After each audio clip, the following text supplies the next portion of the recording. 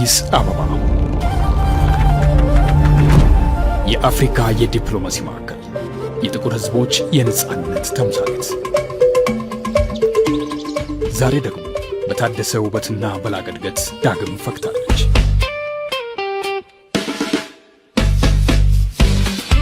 የአባቶቻችንን ድል በክብር የዘከረችው መዲናችን በኮሪደር ልማት ዘመናዊ ገጽታን ተላብሳለች። ንጹህ አየር፣ ሰፋፊ የእግረኛ መንገዶችና ለአይን ማራኪ የሆኑ የከተማ ገጽታዎች እንግዶቿን ለመቀበል ዝግጁ ናቸው። አዲስ አበባ ከትላንት ዛሬ ደምቃለች። በውብ ፓርኮቿ ማራኪነት፣ በሰፋፊ መንገዶቿ ግርማ ሞገስና በሰማይ ጠቀስ ሕንፃዎቿ ዘመናዊነትን ተላብሳለች።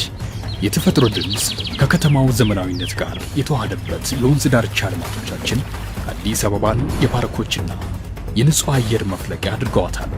ከተማዋ ለነዋሪዎቿም ሆነ ለዓለም አቀፍ እንግዶቿ የምቾት ማረፊያ ሆናለች።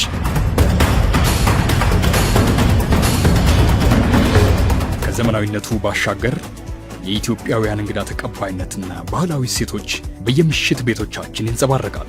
የቅምሻ የዜማና የዳንስ ጥበብ የሚወራረድባት ሕያው ከተማ፣